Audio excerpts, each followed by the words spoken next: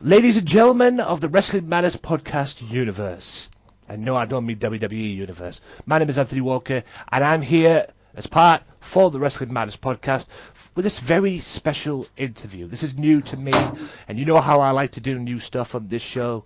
Do it, keep everything fresh, keep everything new on this show, do it as best as I can. So I've got a new interviewee. I've never met this guy before, and I don't think you guys may have heard of him. But we're going to get to know him. I'm going to have a little chat with him right now. He is here. His name is Andrew Lockhart. What's going on, man? Not a whole lot, Anthony. I appreciate you having me. How are you today? I'm very well, thank you, sir. I appreciate your kind comment you put on Twitter when you first followed my WM Podcast Twitter page. You said it was your goal to get on the show. Here you are. Well, I appreciate that. Yeah, I mean, I want to get as many shows as possible. But yeah, this was definitely one of them I noticed. Yeah. How are things over there in the UK? Things are fine at the moment in the UK. Bit of a miserable day. A bit wet weather-wise, but other than that, it's been very quiet. Nothing big going down or anything like that. But like I said, just the only thing bad about it at the moment right now, it's a very wet day.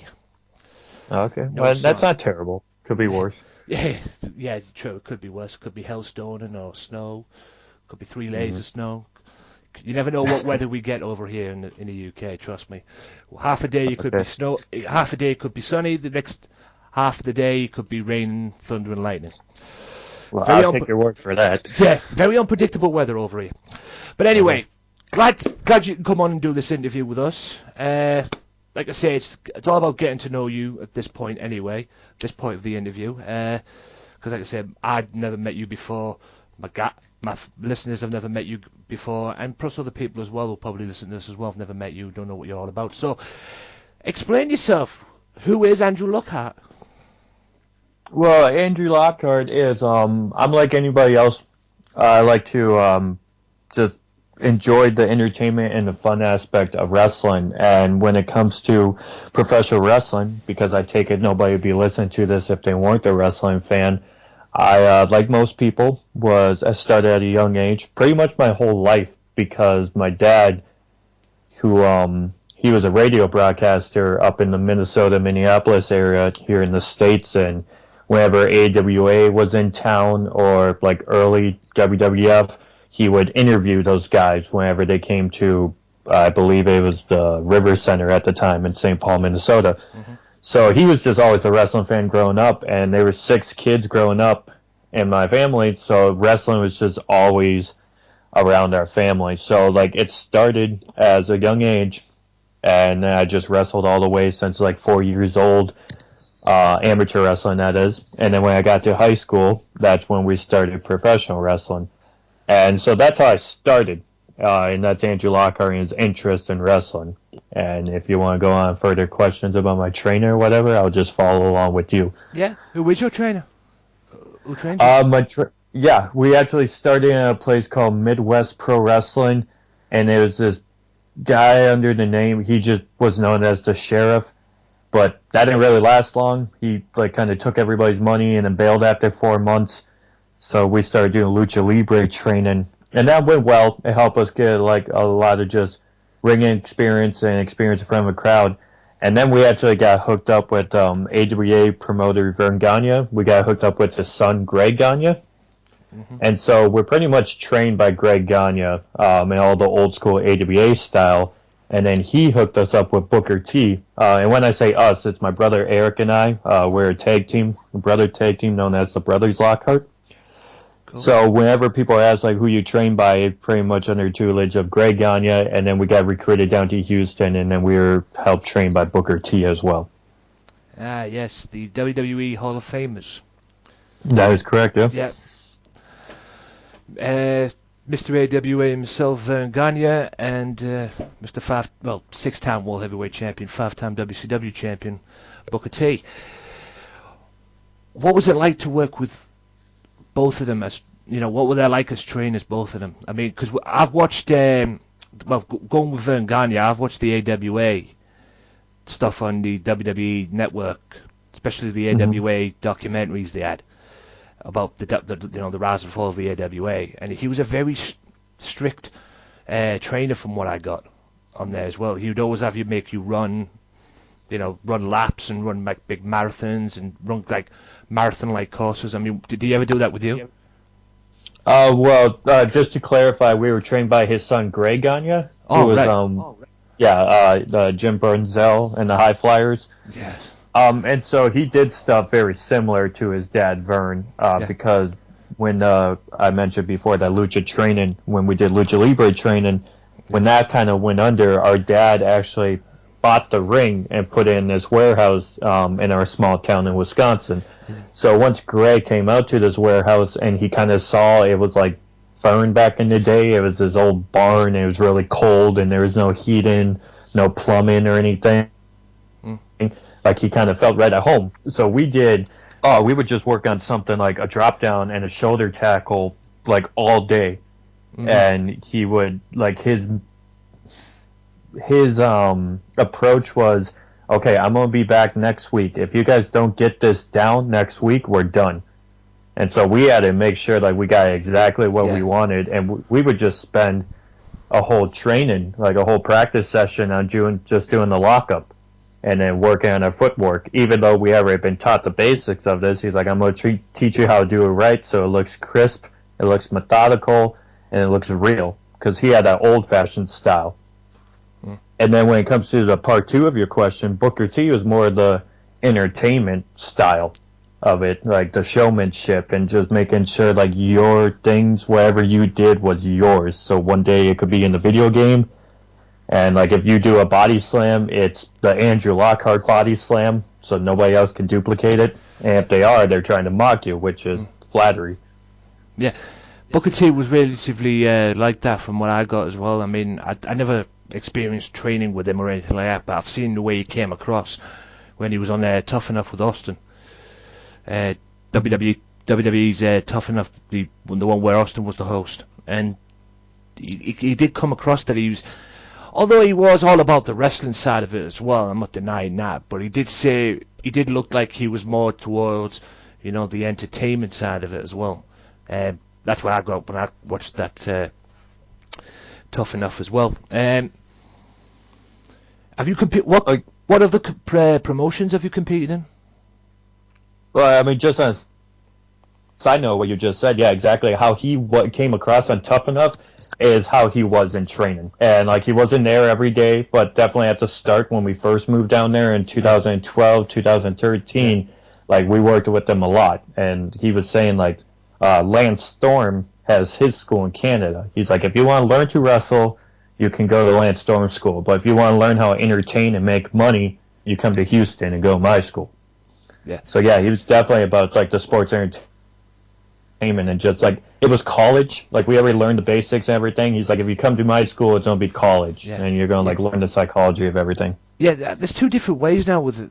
Now you bring that up. There's two different ways now they do on the training. I mean, I've always been about professional wrestling and the wrestling side of it as well, but when it comes to the entertainment, I mean, this is what I always say: stand up for professional wrestling. I'm a big believer in that because professional wrestling lives.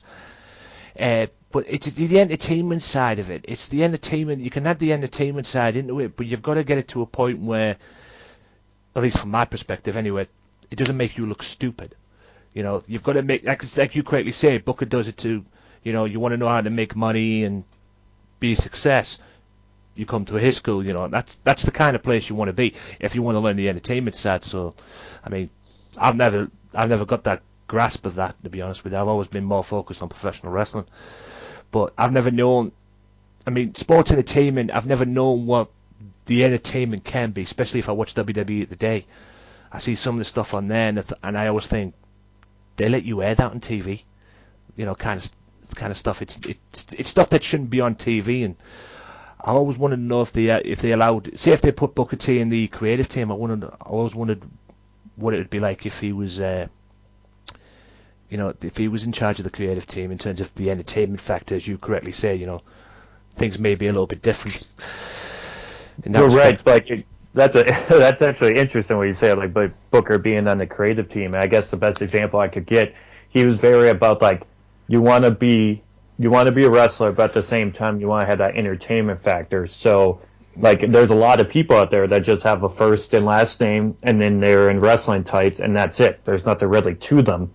And he would give the praise to somebody like Alberto Del Rio that can go in there and he looks mean, he looks aggressive, and he can wrestle. Yeah. But if an outside fan asked you, like, well, what's this guy about? What's his character? You could actually say, like, well, he's like the aristocrat, the rich person of Mexico, or however you want to put it, because he was good at the wrestling, and then he also had an entertainment factor because he actually had a character to him, such as Dean Ambrose, I feel, and Shawn Michaels, and along those terms. Yeah. I mean, it's the same, and it's also the same with Neville as well. I mean, in NXT, he was called Adrian Neville. But when he came up to the main roster, he's now just called Neville. And like you correctly say, he's a great wrestler. And he could, fly and move around the ring, but like you say, what's his character? I mean, at the end of the day, he's the man that gravity forgot, which is a little bit odd, but he's, like I say, he's a great wrestler. It's just a shame at the end of the day he's not getting used, he's not getting used properly. At least from what I'm seeing, anyway. That's why they should keep him back in NXT. At least that's my perspective on that. But like you say, it's all about that. I mean, if somebody asked me what Adrian Neville's all about, they'd be like, he's the man that gravity forgot. They'd be like, what? What's that mean? He defies gravity. He moves around the ring. I mean, he's also, not only is he a great wrestler, he's also known more for his high flying, as you will see if you see his matches. What other wrestling promotions have you competed in? Well, actually, it's been a small amount of wrestling promotions because the reason I say that is when we were trained by Greg, he got us hooked up with one of his, or somebody he knew back from the AWA days, and this guy ran shows, or I was a part of promotion that ran shows every single weekend, and he had different size rings from like 16 foot to 14 foot to 12 foot to, believe it or not, even 10 foot rings. So that was very limited what you could do in there, but that's when you just learn to work the crowd more and not just focus on doing so many moves after moves and try and be more of an entertainment factor, which was good to learn. I didn't wrestle in the 10-foot ring all the time, but if we were like crammed inside a bar or a graduation party or a VFW, I mean, it was pretty much a traveling circus, and we were just a part of that, my brother and I. And like I said, that was run every weekend. Sometimes we would do 4 shows in one weekend. And after about 5 years of that, we're like, okay, it's been good traveling all around the Midwest, but we're ready to do something new. So it was pretty much that. And then we came down to Houston and worked for Booker T's Reality of Wrestling. And those are pretty much, I worked other spot shows here and there, but like full-time promotion, and put a lot of time and effort and heart and money into it, with traveling costs and all. It was pretty much just those two. But I'm kind of known right now as like former ROW star, because I'm actually back in up in Wisconsin right now. I am no longer in Houston. I'm no longer with Reality of Wrestling. I'm actually in a transitional period, looking to do something new right now. Fair enough. Fair enough. Always do something new in your life. Keep things interesting. I have come across ROW a few times. Reality of Wrestling, Booker T's promotion. Mm-hmm. It does look pretty good, and he does have some like style. I mean, I came across it a few times when he decided to bring Harlem Heat back. Mm-hmm. Him and Stevie Ray, which was how are them as a tag team and not in the Hall of Fame is just amazing to me. I know Booker T's in the Hall of Fame, but to be honest with you, if you're talking about tag teams, they should definitely be in the Hall of Fame. I think it was about 11-time tag team champions they were in WCW, and in my opinion, they were one, if not top 5, WCW's greatest tag teams. Well, yeah, for sure. It could happen one day. I mean, no disrespect, but the Freebirds were just inducted into the Hall of Fame, and I don't think Jimmy Garvin ever worked a day for WWE. No, that's true. That it should have been mainly focused about the original 3 before Garvin. I mean, Garvin never worked in WWE, like you correctly say. However, the original Freebirds did. I think it was back when Vince McMahon Sr. was in charge. They did a few shows here and there for that, and I think even for Vince Jr., I'm not quite sure, but they did have a brief time in WWF at the time before they ended up going to Texas to have their feud with the Von Erichs. So they definitely deserve to be in the Hall of Fame. No question about that. So never say never with Stevie Ray and Harlem Heat, because there's plenty of guys. I hope so. If they're decorated enough, I feel like they get into the Hall of Fame. I mean, Nick Bockwinkel was, rest in peace, but he was just known for his AWA stuff. Yeah. So was Vern. But, I mean, they made such an impact, I think. Yeah. I mean, Stevie Ray and Harlem Heat could be in there. Yeah, I find it amazing Vern was in there, to be honest with you, considering how, from what I saw in the documentary, things went down with him and Vince. But, hey, at least he got credit for his contributions to the business. That's what it's all about at the end of the day. And, yeah, Bockwinkel, one of two greatest AWA world champions of all time. And yeah, it just annoys me though. I mean, we go back to Harlem Heat being in the Hall of Fame. Harlem Heat deserve to be in the Hall of Fame, and hopefully never say never, and hopefully they'll get their respect. But there is a long list of people who should be in the Hall of Fame. I could probably give you a long list of people who, all these other guys, and celebrities getting into the Hall of Fame before guys like Rick Rude and British Bulldog and Owen Hart, but we all know the reason why he's not in the Hall of Fame at the moment. And people like that. I mean, Rick Rude of all people, how is he not in the Hall of Fame? It just blows my mind, all these great people not getting their recognition they deserve. But hopefully, like you say never, and hopefully we can get them all in where they truly deserve. Were you a fan of the product growing up? I was a fan of the product growing up.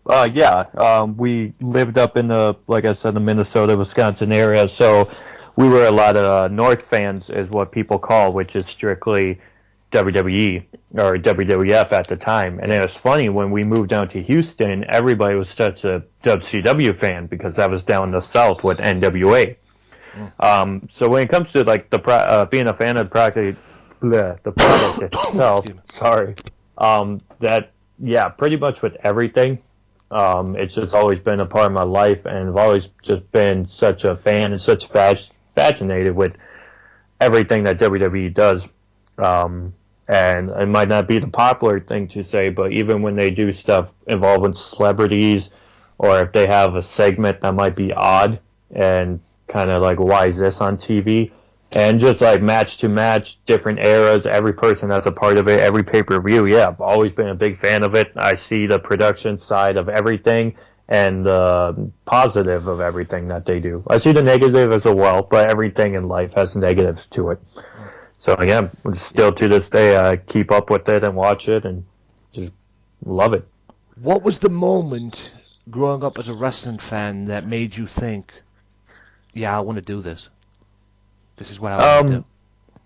It's pretty much always. I know that's kind of a boring answer, but whenever in elementary school, when they would ask you, what do you want to do when you grow up, I always put down pro wrestler. I didn't know how to spell professional yet, but I always put down pro wrestler for WWF, and then draw a picture of me in the ring, like every single year up until I graduated high school. And even when you're graduating high school and they ask you what college you're going to, and I did that and I took care of all that stuff, but it was always I started training pro wrestling when I was in 8th grade, when I was 14 years old. And so I've been doing this for quite a long time now. And that's just always been, I need to do this. This is something I want to do. And I want to do a career and get paid for something I love to do. I don't want to dread going to work every day, because then you see it as work. I would like to spend my life at doing something fun. And perhaps if the wrestling thing doesn't work out, it's a huge company. I can always, cut my hair and be a referee, or go back to schooling and learn how to be a cameraman or something like that. You can always work within the combines in the company, even if you're not in the ring necessarily. Yeah, and I'm a big believer in doing things fun. Everybody shouldn't be entitled to do what they're interested in doing, do what they need, do what they want to do, not what they need to do. In any way, shape, or form. I'm a big believer in that. That's why I'm in the position where I am today in my life. because I got tired of people dictating my life, and I'm sick of people dictating my life, and there's only one person who should be dictating my life, and that's me. That's correct. That's good to hear. Yeah, and like I say, I'm a one-man band with this podcast now, and I've been doing this now for going on, say, 3 years. Well, it's 2 years as of April 4th, so 2 years left. Congratulations. Yep, and I'm not giving it up for anybody. So if anybody wants me to do anything, then that's fine. I'll do whatever it needs to be done and everything. I'll work with people and that, anything to balance with this and everything. As long as it balances with what I'm doing. The best thing about this podcast at the end of the day, Andrew, is I get to talk about the one thing I love: professional wrestling. Did you have a favourite match growing up? Yeah, definitely. I think because as a kid, your mind's almost innocent of what just catches your eye, and I guess I would say my favorite match from. Ooh, actually, that's a tough one because when you think about it, there's plenty of matches that have they have a good crowd, they have a good story, the wrestling is good, the entertainment factor of it is good, everything they do is believable. But pretty much the number one match I can sit there and watch any day would have to be Shawn Michaels against Razor Ramon in their SummerSlam ladder match, actually. The second one, they had the rematch. Wow. Because that was one of the... I've always been a big Shawn Michaels fan. He was the guy I gravitated to since I've been... As long as I can remember, just him in the Rockers and everything else that he's done. And just him in his personal life as well, and how he lives and how he believes, that's a factor in my life. Not just because of him, but I can relate to him because of that. But when it comes to that match, yeah, just from what they came out, both colors that the guys were wearing, the atmosphere of the match, the feeling that the crowd was that night, it was just a really entertaining match. And then I've got to see more and more of it and read more on it. And just that's probably my number one favorite match of all time, I have to say. See, that's interesting you say that, because if I asked somebody a question like that, I don't think that would have been on their mind, to be honest. I think they would have probably said, if they were going down that direction you went down there, I think they would have probably said WrestleMania 10. The ladder match at WrestleMania 10. Obviously, like you correctly said, the SummerSlam match was the rematch from Mania 10, and Shawn ended up winning that match. So I found that very interesting and very intriguing that you went down that route. To be honest, like I say, because if I'd asked somebody else, they'd have probably went down WrestleMania 10's route. But yeah, well, don't get me wrong. Yeah, the WrestleMania 10 was a good match. I guess it's just all about what you see first, because actually, like the 1995 Royal Rumble, a lot of people kind of harp on that one, but that was one of the first videotapes that my brother and I saw. So the 95 Rumble actually has a really soft spot in our hearts, and we really enjoy watching that, even if it wasn't that 5-star or whatever people want to say about it. So I guess because I saw that ladder match first, that's why I just gravitated to it more. Yeah, was that 95 Royal Rumble? That's when Shawn went the distance. Correct. Didn't he? And yeah, and he just managed to beat the Bulldog, and that was the first time he ever did it. Yeah, it wasn't all that good over a Royal Rumble, to be honest with you, looking back on it now. But it was a historic Royal Rumble because Shawn ended up winning and going the distance. Although he didn't get what he deserved at WrestleMania, although he got to wrestle his best mate at WrestleMania for the championship, it wasn't the main event. Yeah, unfortunately. But he managed to. I was going to say he managed to get it. He managed to get it the next year in the epic Iron Man match with him and Brett, which quite frankly started, in my opinion, from what I saw, started their feud. In my opinion, their heated feud, because the way Brett left and everything and came back. If you had to pick one match, you talk about Shawn Michaels being your favourite and being the match itself, other than the ladder match, besides the ladder match as well. If you want to add the ladder match, that's entirely up to you. But is there another match out there that blew you away about Shawn Michaels? Because you could probably give. I mean, we're talking about Shawn Michaels here, guys. We can probably give you a list of some of the greatest matches this guy's ever had. Was there one match that defied you? I mean, you talk about the ladder match with the rematch with him and Razor Ramon at SummerSlam. Was there that one match that made you believe that, holy shit, this guy's awesome? Yeah, I've always been like I said, I've always been a big fan of Michaels, and then he started, as he getting older, I was just talking to someone a few weeks ago, like how spoiled I think we were as fans, and we didn't even realize it, how when he returned in 2002, Yeah. I mean, he stuck around for like on and off for like 8 more years, and we just got to see like him and Ric Flair and guys like that on Raw and SmackDown almost every single week. And I don't even think how fortunate we realized we were for seeing that, since his career was quote unquote over in 1998. And so I guess when it comes to your question, he started building the big moniker as Mr. WrestleMania. And then he had his match against Kurt Angle at WrestleMania 21. And those were my 2 favorite wrestlers probably of all time. And that was just crazy to see. So when it gets to WrestleMania 24, and he's wrestling Ric Flair in Flair's his career-threatening match, Ric Flair's last match in WWE, I'm sitting in there, I'm like, okay, I know this is going to be a good match, but he's up there in age, and Michaels moves pretty quick for him, and Flair hasn't really had a good match in WWE in a really, really long time. So how is this going to pan out? I just figured it'd kind of be a quick match and nothing too special about it. And I was sitting on the edge of my seat when I was watching that live on pay-per-view, especially the point when Michaels did the backflip to the outside, and Flair, I guess, ducked out of the way, and Michaels went crashing through the announcer table, and his ribs hit the edge of the table.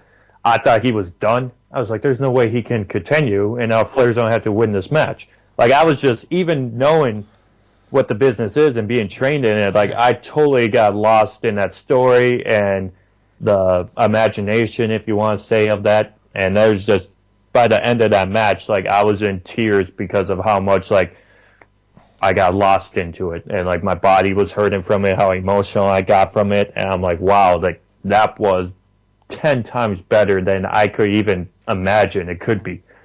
So I guess that would be the question, 24 to answer. Yeah, it's amazing that he didn't break his ribs after that. Yeah. The way he landed that match. I mean, Sean's always blown me away. I mean, like I said, the match he had with Kurt Angle at WrestleMania 21 was just insane. There was that match he had with like you said, correctly said, the match he had with Flair. I'll never forget that. And the match, I mean, when he became WWE champion as well. Not the first time, because he won the first time at WrestleMania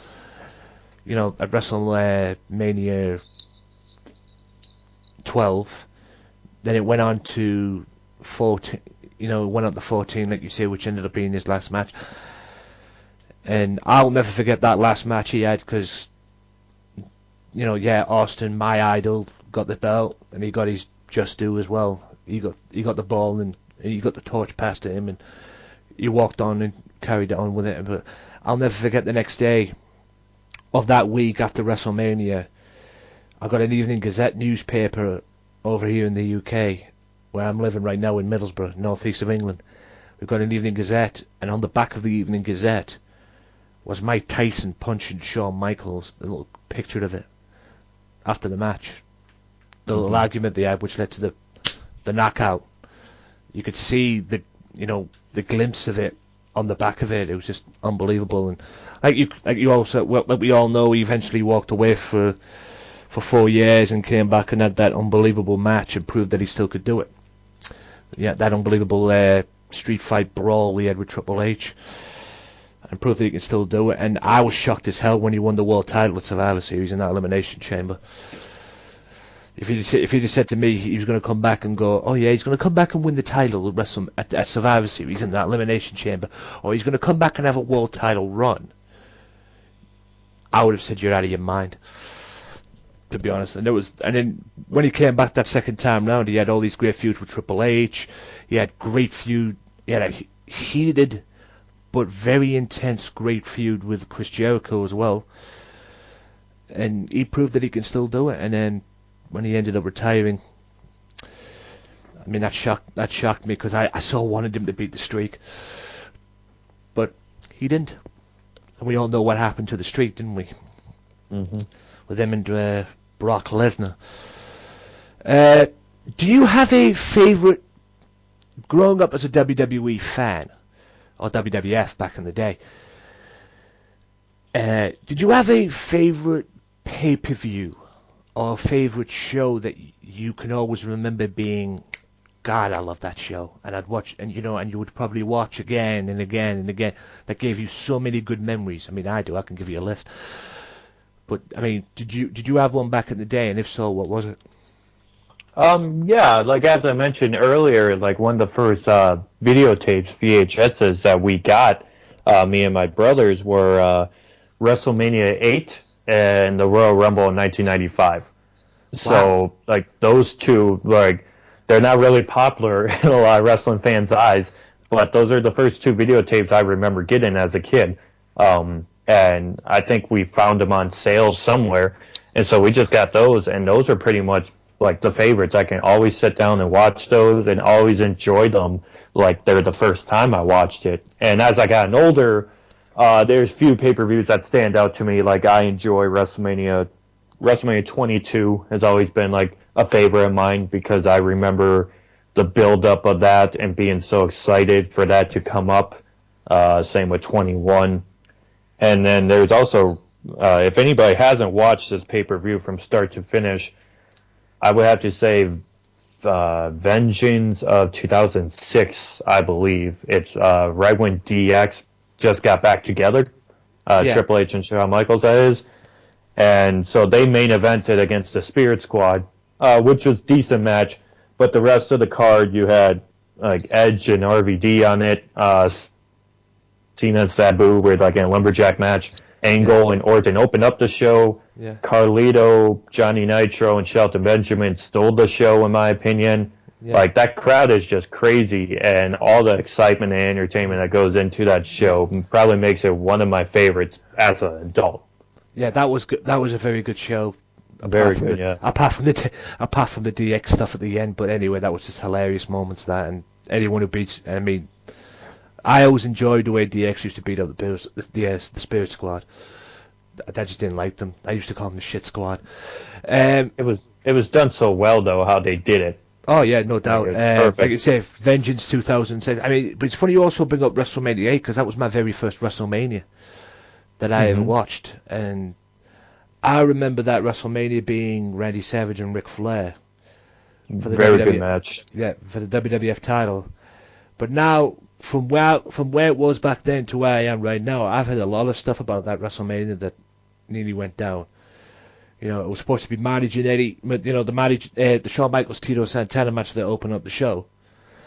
I believe that was meant to be Marty Jannetty, Michaels. That's the rumor.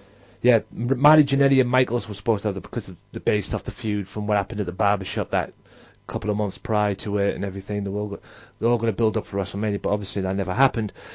And I found it also intriguing because now, going back then, I was just a kid back then and I enjoyed it no matter what happened. But looking back on it now, or the whole Savage, Flair, Sid, Hogan was meant to be Hogan Flair for the WWF title. But that got through to the works because even though what it was meant, I mean, we're talking about the pay-per-view, we're talking about the biggest pay-per-view of the year, the biggest show of the year, the biggest show in WWF's calendar at the time, WrestleMania, and they didn't decide to go with Hogan and Flair because of the house shows, because they competed on house shows. I think I can remember one match they had in the Garden as well, and it didn't do very well, and because of that, they didn't decide to go with it, and they went with Savage and Flair, which, not knocking Savage and Flair's match, it was very good in its own right, and it worked, but, you know, that left Hogan with Sid, and it just, I thought Hogan could have got more better. I mean, Savage and Flair did work, but Hogan and Sid, if it was me, I mean, alright, this is Hogan at the end of the day, but if it was me, I would have swapped them two matches around. Looking back on it now, I would have put Hogan and Sid in Savage and Flair's spot on the card, and then put Flair and Savage's in the main event, to be honest with you, because I thought Savage and Flair worked better than Hogan had said. Not with that pay-per-view, anyway. I think the catch was that was being billed as at the time that was being billed as Hogan's last match, though. Yeah, that's why I could understand why they put it in the main event, because it was Hogan's last match, like you correctly say, or being built as Hogan's last match, despite the fact he came back 1 year later. And that's why I think I know I've heard the house show reason, but I've also heard the other reason, that he didn't work Ric Flair at that show is because if that was Hogan's last match, I don't think he wanted to go under to Flair and then disappear, since Flair was an NWA guy. So I kind of think that was the real reason. I don't know. I wasn't there. I was just born when that happened. So yeah, I mean that was my very first pay-per-view in general was SummerSlam 1991. That's also a good one. Yeah, I remember that being, the wedding with Savage and Elizabeth, the Triangle of Terror, which turned out to be Ultimate Warrior's last match for at least 6 months. Right. But yeah, that was my very first. I mean, that's when you have Bret Hart and Mr. Perfect on that show. Beautiful match. I still think that match doesn't get the recognition it deserves to this very day. I mean, it's probably one of my top 10, at least top 10, top 5 favorite matches ever. Oh, same here. Like your question earlier, that's another match I can sit there and watch 100 times and enjoy it every single time. From those guys, Bobby Heenan and Roddy Piper's commentary in it is spectacular. Like, I could also watch that match any day. Yeah, I mean, and this is just my opinion, I don't think that match get the recognition it deserves, man. I mean, that's just so good. And considering the fact that Perfect was injured going into that match as well, just makes it even more special because he didn't have to show up, but he did, and like you say, he loved working with Bret, and they continued their little rivalry they had when they both went to WCW as well. I mean, but that match is probably their best match actually, and then they had another match with the King of the Ring as well, which was not as good, but it worked. All their matches were really good, but I don't think anything stands out over that SummerSlam one. No way. Do you manage to watch the product nowadays? Not just like WWE. Do you happen to watch, companies like TNA, Ring of Honor, PWG, stuff like that? Yeah, I try to keep up with everything. WWE is one I definitely, I always know what's going on. Sometimes I fall weeks behind of what's going on within, as you mentioned, Ring of Honor, PWG. PWG not as much, to be honest, but when it comes to Ring of Honor and TNA and, WWE in general, if I don't get to catch a full show because I'm rather working on the road or I'm at the gym or something, I watch the highlights on YouTube. That's where I usually catch a lot of the results. And usually when there's a pay-per-view, I try to take time out and watch the full length of that. I did watch the full everything last week, or 2 weeks ago for SummerSlam week, with the TakeOver and the Hall of Fame and WrestleMania, even it being 7-hour show. Yeah, I watched it all. I enjoyed it all. I made time out for it. Yeah. If you quiz me on everything going on in all those promotions, I might not get 100% on it, but I'm pretty up to date what's going on. Yeah. Nowadays. I'll get to the TNA. I want to ask your opinion about TNA and the status it's now at from where it used to be. I'll get to that in a second though. You talk about WrestleMania. I streamed from 12 midnight UK time till about 5 o'clock in the morning UK time. And I swear to you, WrestleMania 32 felt like it went on forever. It was the biggest WrestleMania and longest WrestleMania, and it felt like it went on. To be honest, it felt like it went on for 2 days, and by the main event, I was done. Everything else that went on before it was good. The Hell in a Cell match with The Undertaker and Shane McMahon, when Shane almost killed himself, was good. And I swear that bump was more worse than Mick Foley's bump that he took in '98 at King of the Ring. But holy shit! And then by the main event, I was probably done. By then, I wanted to go to bed, and no offense, but the main event of that WrestleMania was not that good for me. It was completely dull, boring, and I mean, it's not a knock on Triple H or anything, but it was dull, it was boring, and it was pretty much predictable, to be honest, because we all knew Roman Reigns was going to win it anyway. Anyone with a brain or a wrestling fan could see that. But going back to TNA, what is your opinion on the status of what TNA has become? Because when they first appeared in 2002, they were, going out with weekly pay-per-views. They're going with weekly pay-per-views. They're going with, once a week pay-per-views from the Asylum in Nashville.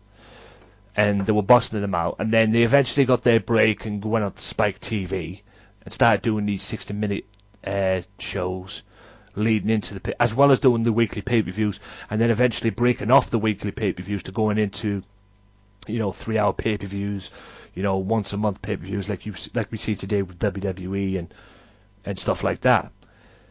But considering back then they were busting out 5-star pay-per-views, and they've gone from where they are now to where they were, back then, to where they are now.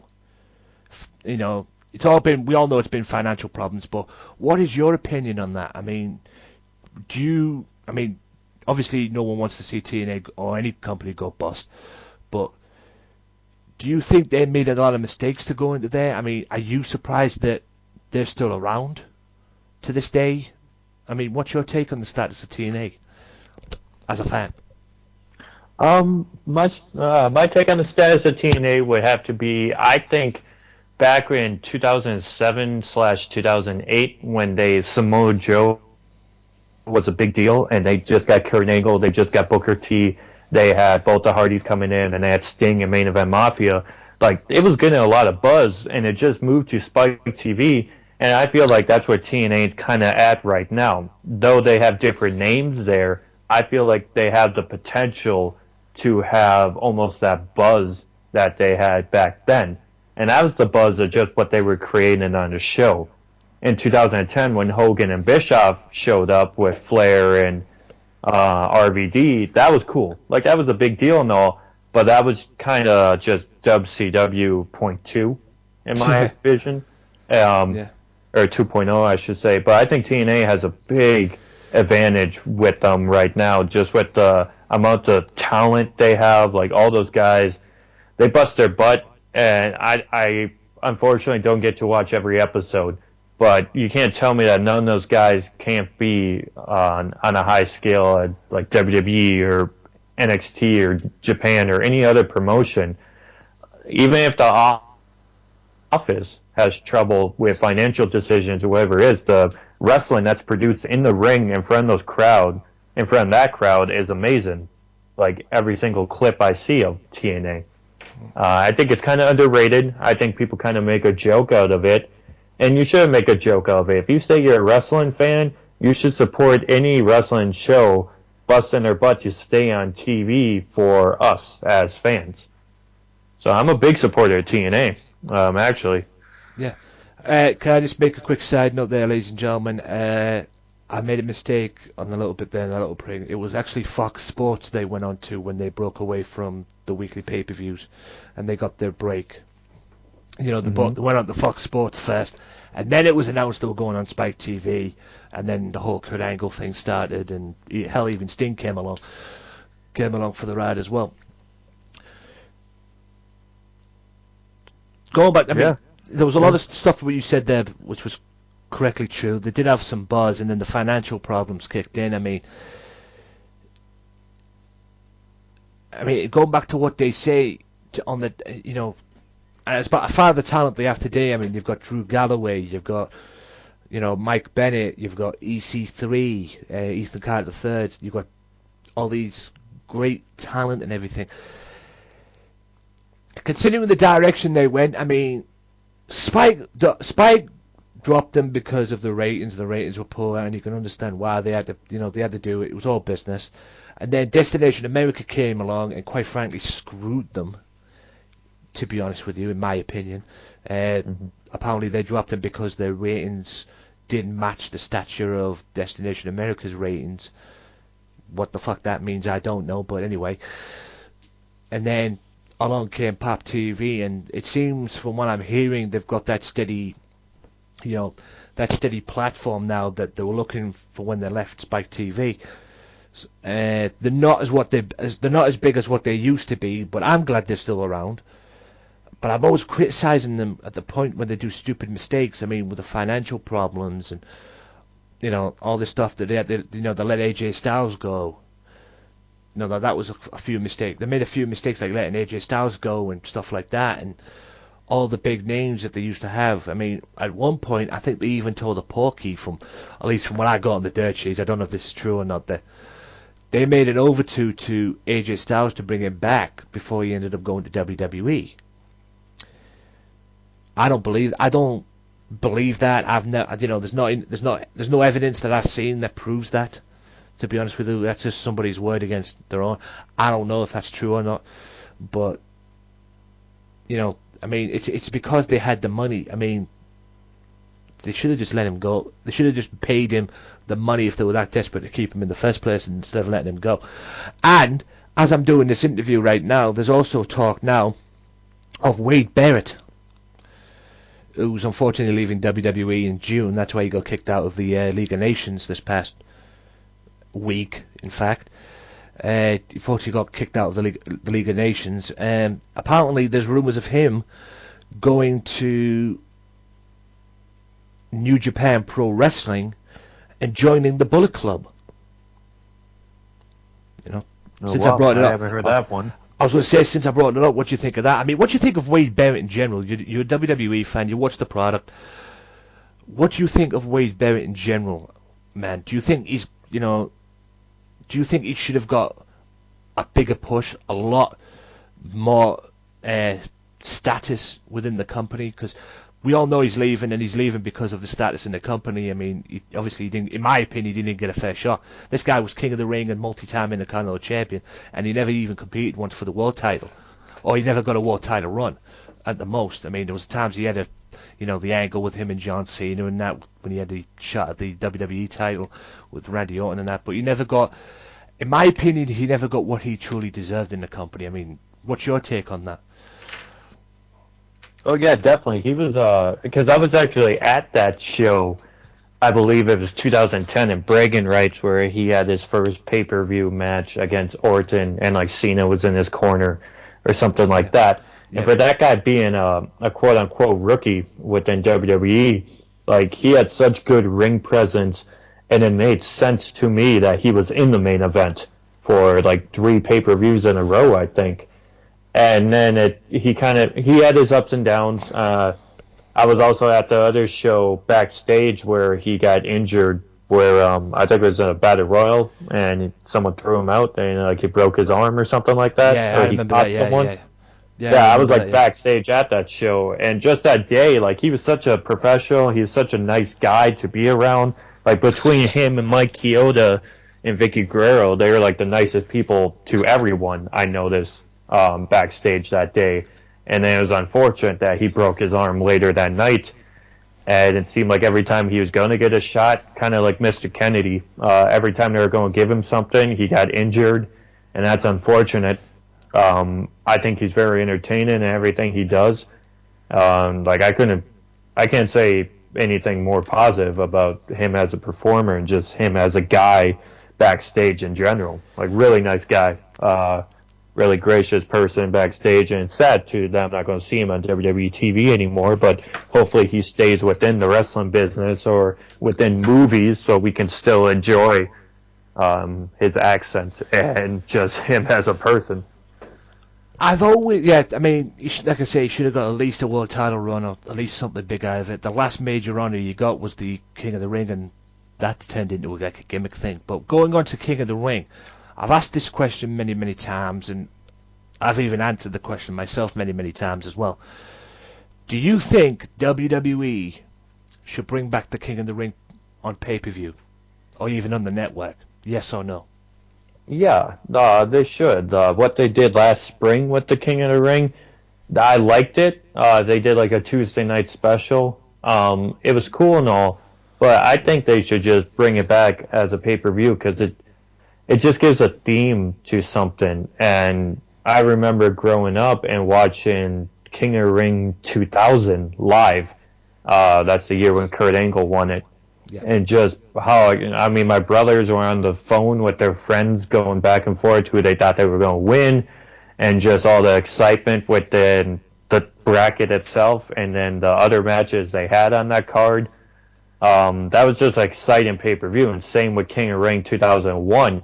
Like, they had the bracket, they had the King of Ring and everything, but and then they also had great matches like Shane and Kurt Angle. And like the pay-per-view itself was just always a really fun pay-per-view with fun stipulations, such as Money in the Bank. Yeah. And If you had to drop a pay-per-view to make way for that to come back, King of the Ring, or if you had to drop a pay-per-view, what pay-per-view would you drop if you were in WWE to bring that back, King of the Ring back, and give it its rightful status as a show and what it could be like it used to be when the year when Brock Lesnar won it, and 2 months later he's fighting for the WWE title.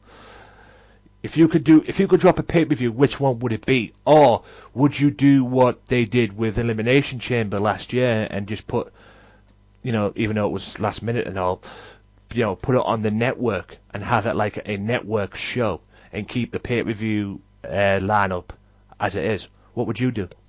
No, yeah, put it as a network show, whatever they have to do, because time restraints don't matter when you're on the network, as we saw with WrestleMania being so long, which I love, by the way. It didn't faze me. But if King of Ring was in the month of June, I guess put it back in the month of June so it can set up for Money in the Bank. It could set up for SummerSlam. So that means they would have to get rid of, I believe, Battleground is the one in July. Because Battleground's just kind of a prelude for SummerSlam. It's just a build-up. Yeah, we figured that one. Yeah, we figured that out last year with the old Undertaker and Brock Lesnar situation. And the year before. Yeah. Because I think they did that in 2014. They were building up Cena and Lesnar, and they were building up Rollins and Ambrose, and they were building up whoever else there was at the time. My mind's slipping right now. But yeah, you can get rid of something like Battleground, because that's sort of like Fastlane for SummerSlam, and plug in the King of the Ring. Yeah. Would you keep the Money in the Bank pay-per-view, or would you drop the Money in the Bank pay-per-view and take the Money in the Bank match, and put it back on WrestleMania? Because that was built for WrestleMania. I believe the idea came from Chris Jericho. Mm-hmm.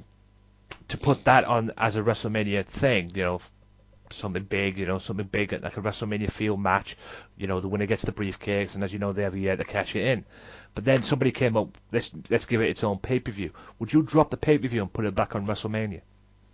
Well, I heard rumor that they're going to do a split brands again, like they're going to do a draft and have Raw and SmackDown be separate. And if that's true, it was okay when Money in the Bank was around, when there's two separate briefcases. But now that they only have just the one gold briefcase, they don't really need it as a pay-per-view. They could put it at WrestleMania. That's not a bad idea. They could stick it back there. So if it's going to be continue like it is, they don't necessarily need a pay-per-view, even though Money in the Bank is a really exciting show to look forward to. But split the brands first if you want to keep it, would be my opinion. Yeah. It's funny you bring up the brands, actually. The brand rumour that's going around, that they're going to split the brands again. Obviously, the first time they did this, and they did the draft lottery with Ric Flair and Vince McMahon, which is on the network, by the way, guys. You might want to go and check it out if you haven't got the network. The whole draft, the very first draft lottery they did, and then they had the brand extension, they had the SmackDown, and you had your Raw. It worked, and it worked very effectively, and they decided to bring, to go back to square one again. And now there's this rumour going around that the brand extension's coming back. Do you think the brand extension could work in this era where we are right now in WWE, like PG era? Because when it was back in the other, when they did it in the other era, it was like an attitude era, like a ruthless aggression era, I believe it was called back then. They did it then and it worked a treat. Do you think the draft and the brand extension could work in this PG era that we are living in WWE? Yeah, I don't see why not. I think anything that they put their mind to could work, no matter what era they're in, and that's just people in general. Anything you put your mind to in life, I think you could do it with the amount of patience and amount of hard work. And within a PG era, doesn't matter. There's just so many guys on the roster right now that if they're just kind of floating around, if they're just set on SmackDown and they're a SmackDown guy, and then they have 30 people that aren't on that show because they're a Raw guy, yeah, they could totally do something big. Because I think somebody like the Social Outcasts, very entertaining. They have a lot of potential. There's just not a lot of. You can't really. I don't know. I guess some people don't take them serious. Like I see it different, but I think some people don't take them serious because they just gotta do a quick thing on Raw, and that's it. If they have more time and they're on SmackDown and they build something to the next week on SmackDown and then the next week on SmackDown, it could help those. It could just help those guys even more. So yeah, go for the brand split. Yeah, I agree with what you say about the Social Outcasts as well. I can't take them seriously. I mean, go back to what happened on Raw. They had a match. I believe Curtis Axel and Heath Slater had a match with the Usos before Carl Anderson and Doc Gallows came in and beat the crap out of Usos. But they're going into the match, and then they had the match in control and everything, and they went out and did this like cheerleading run around the ring, and then Heath got back in the ring. Miscommunication between him and Curtis Axel, and they end up losing the match. That's why I can't take them seriously. So maybe the brand extension could work for somebody the caliber of, a Social Outcast or whatever. If you were in charge of the brand extension, who would you have? First of all, we'll go to this one. Who would you have as commentators on Raw and SmackDown? I don't know. I guess just keep them the way it is because that's funny. I wouldn't even think of like commentators being a first priority. I think they could do a good mix of people. You can keep Michael Cole and Marlo separate because they kind of play the same role, and then JBL and Jerry play the same role as well. So you can keep them separate. I can't think of who the third guy on SmackDown Byron is. Saxton. Oh, Byron Saxton. he does both shows now? He does both shows, yeah. Okay. I mean, they could stick Rich Brennan from NXT on there as well. Who's that, the lead announcer?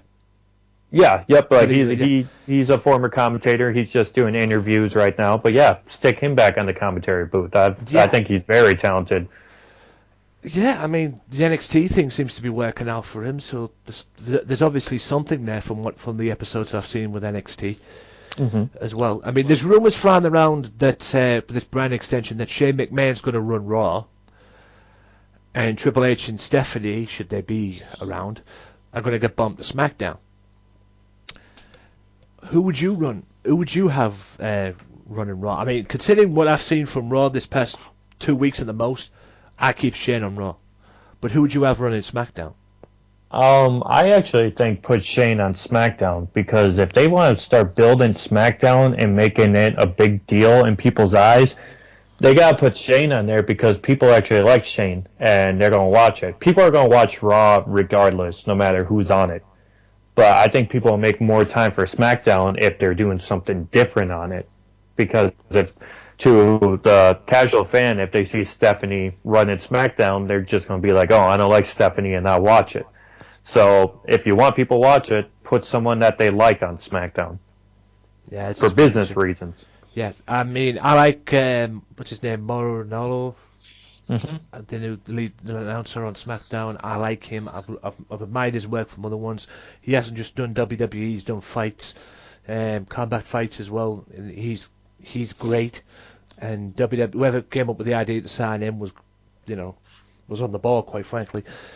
And he could be a future to replace Michael Cole as well. So should things go all okay. And in terms of SmackDown, I think SmackDown is now an improved show. At least from what I've seen anyway. Yes, it still has its moments of considering being the Raw Part 2, basically. But, it's... From what I've seen, I mean, don't get me wrong. It's just the turn of the year. We're only early on in 2016, but at the end of the day, it's focused. I believe it's starting to focus more on wrestling and SmackDown show itself, not just like put highlights of Raw on all the time and highlights of what happened on Raw. All right, they talk about Raw, and you know they're going to do that because it's like I say, it's a SmackDown show. Raw was on the previous day or previous 3 days, so you know they're going to talk about Raw, but you know it's not like more focused on Raw. Because when I watch SmackDown, they usually put, I think over here on the UK anyway, I don't know if it's just Sky Sports thing or whatever, but when I put them on SmackDown, they usually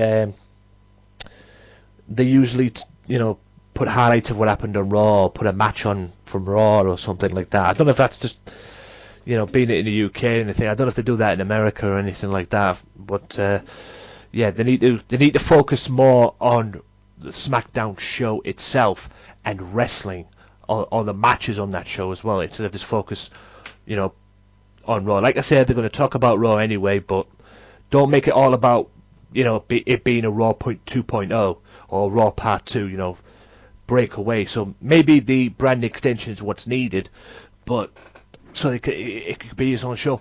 Like I said, what I like to see as well is have them be its own show. I mean, Raw be Raw show, and SmackDown be SmackDown show. Yes, talk about them, promote them, put them over, and build matches from them shows towards the pay-per-view. But NXT's doing well, and that's been its own brand, and the main roster doesn't acknowledge that as much as they should. So if it can work for NXT, why not it work for them? Mm-hmm. That's my take on that. Do you happen to watch, besides the Ring of Honors of the world, have you come across anything from the UK in terms of the indie wrestling, like ICW and Progress Wrestling and stuff like that? I actually have not in a while now. I used to see that stuff because you can find anything on YouTube, but I actually, within the past year or two or so, I haven't seen anything within overseas, unfortunately. I take it they're doing good stuff over there.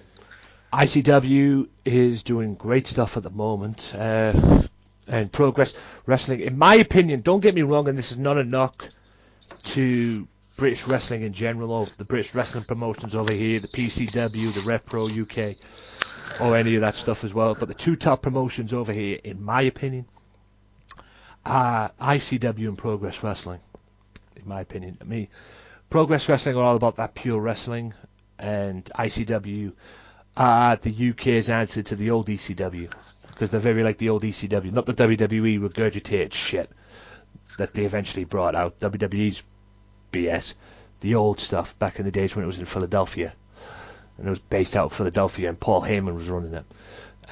ICW, alright, entirely different characters, but ICW have something very similar to that as well. And yes, they focus more on the wrestling as well, and their storylines are more entertaining as well. And it's amazing to me that something out of a little country called Scotland can bring something like that to the masses. And hey, I'm all for it, because like I say, I'm a big fan.